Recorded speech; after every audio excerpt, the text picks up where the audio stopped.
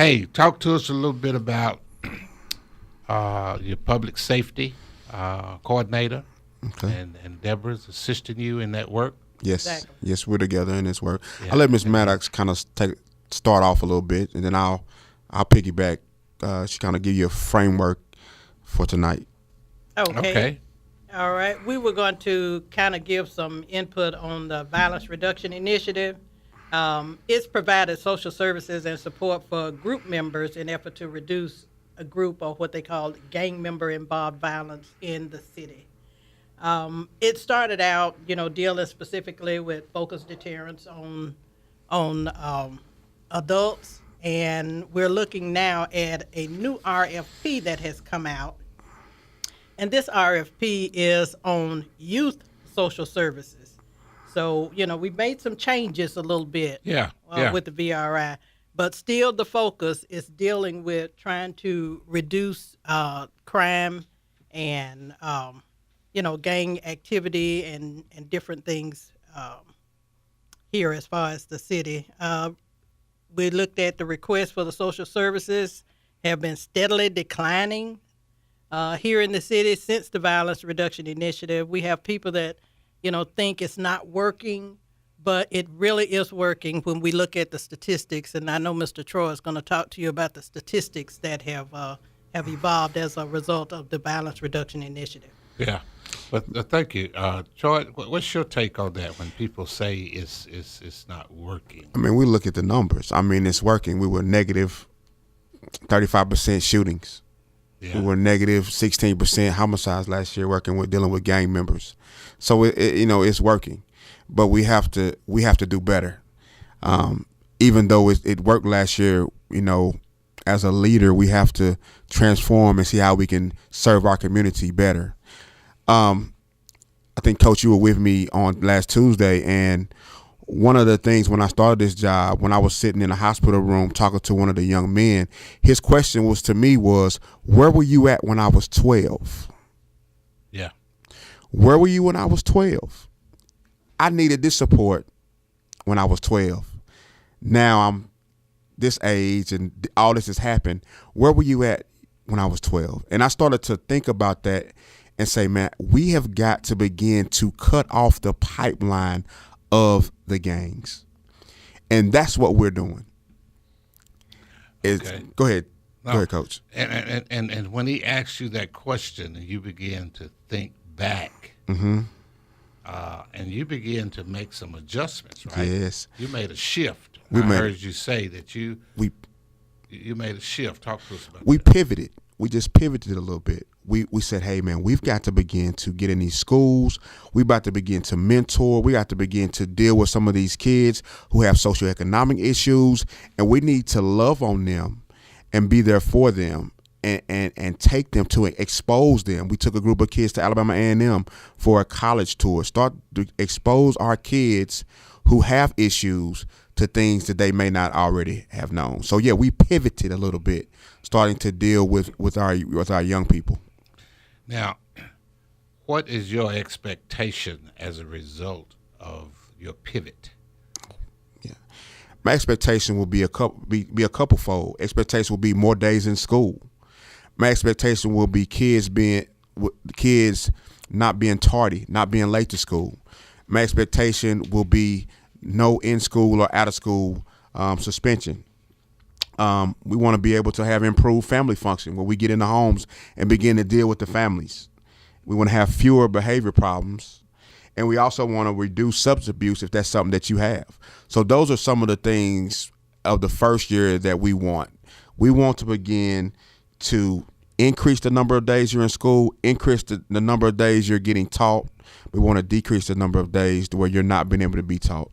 We want to get our young men and young women off of sanctions if they're in court, if they're on house arrest, things like that. We want to be able to aid and help them get off of that. So those are some of the things that we want to see in pivoting to these young men and young women who deal with some of the issues that some of our older people deal with as well.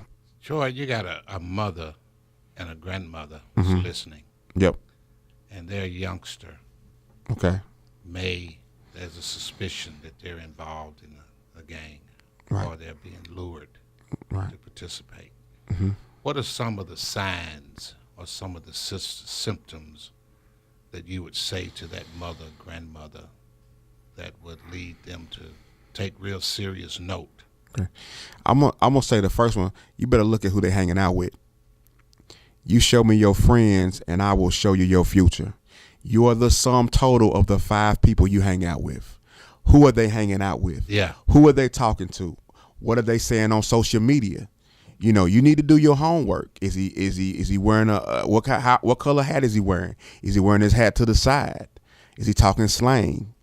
You know, what are some of the things? You just need to be an investigator of your child. But I would really watch at who does he spend the most of his time with? Who are his peers? Who does he talk to? Those are some things that I would look like as a mother, as a grandmother. You better watch who he's spending his time with. Now, what are some of the things that we can offer support to this particular initiative in terms of helping that child get the support that they need? What would you recommend that mother, grandmother, or that father to do to intervene before it gets too late? I mean, you know, Father to the Fathers, they're doing a wonderful job. You guys can email me. You know, you can get with the school. You can have the school send a referral, like I say, to me or to Father to the Fathers. If they're in juvenile, we got a great relationship with them. I mean, they can email me at trogers@chattanooga.gov. I mean, they can get to somebody that can get to us, and it's not hard. Like I say, last time I came on, I had people emailing me, and I got back with them ASAP. So if you're listening and you're having some issues, give me an email. I work good on email, and we can get you to the right people. Yeah.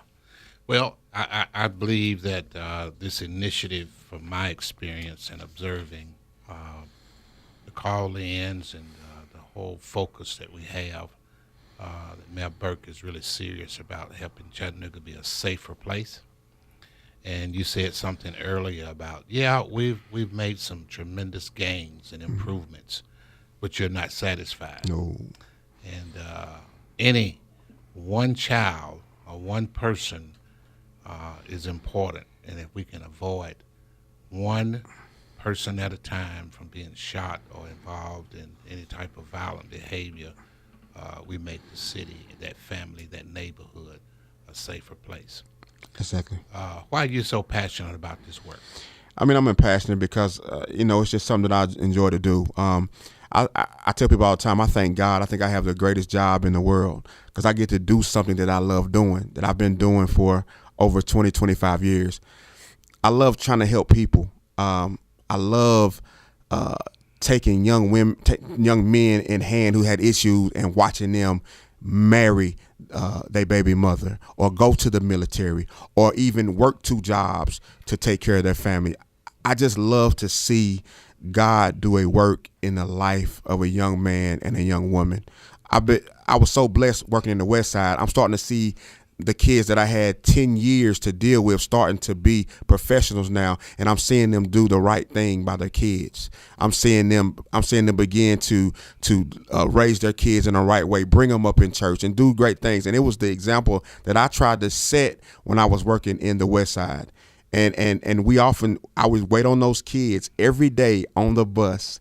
And for 10 years, I was blessed to be in the West Side, and I began to see young men do the right thing. And that blesses me, graduating from college, excelling in the classroom, taking responsibility when they do something they shouldn't do. And that's why I'm so passionate about this work, because I see all of us.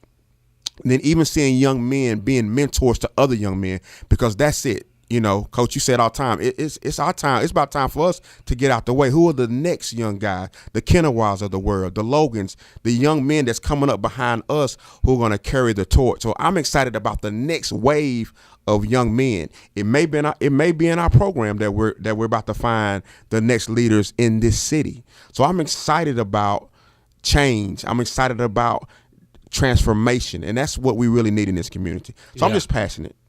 Yeah. Deborah, talk to us a little bit. Why are you so involved and so passionate about working with this population of youth? Well, you know it's in my blood. Yeah. Yeah, I Yeah. grew up in a home where I had a father who, was engaged in community service. My mom was a teacher, my dad was a teacher, so they were around young people all the time. They were active in the community, and they brought us into that field of being involved. So that's something that I learned as a child. Yeah. Yeah. And your dad kept me straight, I tell you. Every time I tried to go the wrong way, boy, he would always jack me up and keep me straight. Well, Mama would jack us up with the look. She, that's all she needed was the look. Yeah. I love it. You think you carrying that look now? I What do your have it. kids say? I have it. Yes, I You got do. it. Yes, I You do. can't deny it. Huh? Work on grown folk too sometimes. Yes, he do. Yeah. Yeah. Well, that's great. Now, your mother was an outstanding trackster. Yes. Yes, she ran track at Tuskegee. Yeah. Yes. And I hear she would give Wilma Rudolph a run for her money. Yes, she did.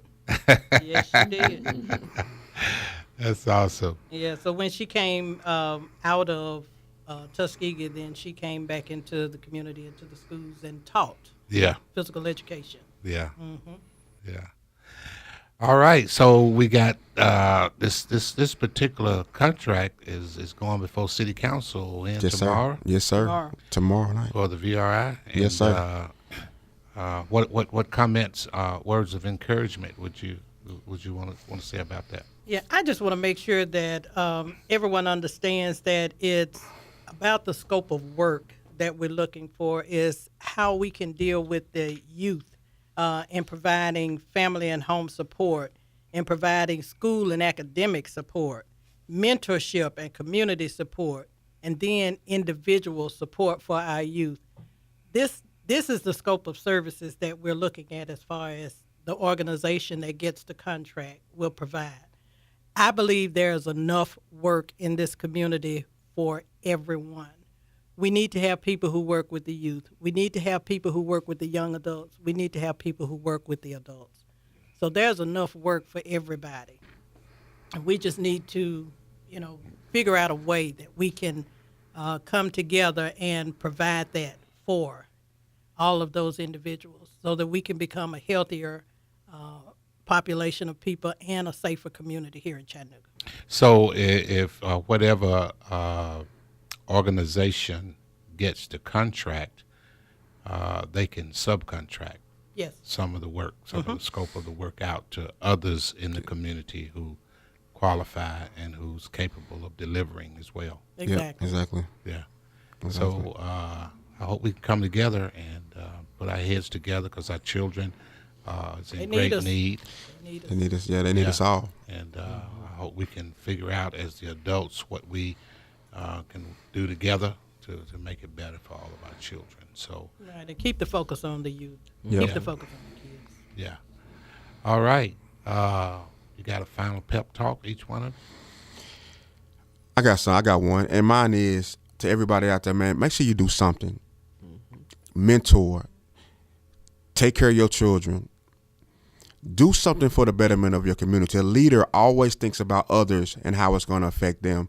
We need leaders, guys. We don't need people that complain. I need everybody to get their grind on, get your work on, get your mentor on, get your help on, and bless somebody else. It's not about you. It's about the other person. So that's my pep talk. Get busy. Stop sitting on the couch. Get out there. Go to a game. Love on a child, and make a difference. All right. Deb? Okay. I think Frederick Douglass said it perfectly. It's easier to build strong children than to fix broken men. Wow. He got it right. Amen. Got it right. Even back then. Yes, right? sir. Yeah. Thanks, guys. Thank It's you. always a pleasure Thank you, Coach. seeing you guys walk the halls of City Hall and the streets of Chattanooga and all over in the schools and wherever you're led to reach out to the children that's in great need in our city. And Yes, sir. you make Thank the you. sacrifices that others don't realize that's being made. And Yes, sir. I want to publicly thank you and thank God for you. Y'all keep up the good work. Thank you, Coach. Chattanooga's blessed to have you. Thank you, Coach.